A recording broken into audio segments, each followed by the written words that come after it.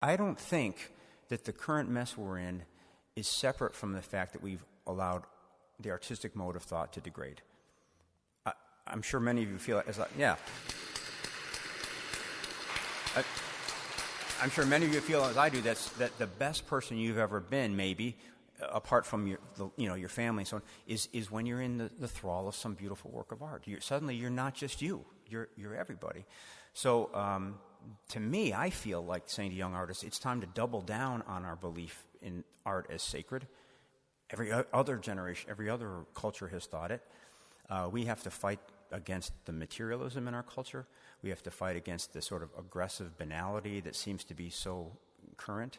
And we have to stand up for this thing that we have known in our best moments is the best of us. So I think it's a very exciting time to be an artist. And I would also say I'm not going to let this Trump movement take away the best part of myself.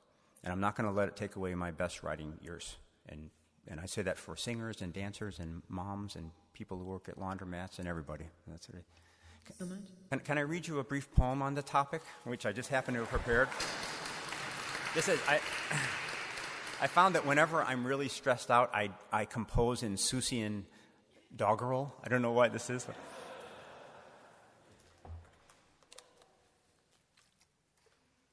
this is untitled, but I think I might call it Trump-loy. And I say this sincerely. If you are a Trump supporter, I apologize. I'm not trying to be antagonistic, but okay. Yeah. It's usually a good bet that there's not a fragile egomaniac has taken up the reins, obsessed with size, defensive, and unmoved by others' pains. He seems to think that saying A, while B is clearly true, will cause the truth of B to wane and make A true to you. He stomps his foot, and with his hand he does that little chopper, then calls all things amazing as he tells another whopper. What is it that he wants so much? What wound must he assuage with all these lies and posturing and all that pent-up rage? When all is said and done, it seems the thing he wants is more, enough to finally satisfy some raging inner war. Everything's unfair to him, so sad, so overrated. Whatever gifts the world can give, insulting and belated. If some of you who voted for this vain and flailing man are noting now some meanness in his attitude and plan, it's fine, it's great, we welcome you. Please come on back and aid us in switching off the Kellyannes who nightly serenade us. With tricky sliding caveats and puzzling odd denials, with scary, twisted Orwell riffs and sunny prom queen smiles.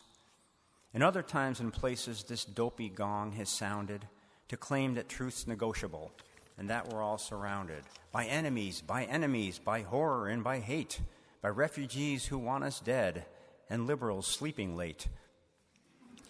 But what if, in the end, my friends, what seems most true is true? The president is like himself and not like me and you. A famous guy for all these years, an ego in a bubble, who learned that great attention could be got by causing trouble. And craving said attention, scuttled out in his pursuit, the working man's defender in a fine Brioni suit. Speak up, rise up, correct and shout, be stubborn and satirical, resist, rebuff, demand the truth, be positive and lyrical. Your country needs you now for sure. Your country needs your power. It needs you like a fragile thing in some uncertain hour. For goodness, peace, and decency were never heaven sent, and each of us must now become our own alt-president.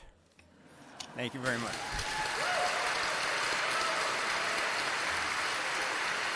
Thank you so much.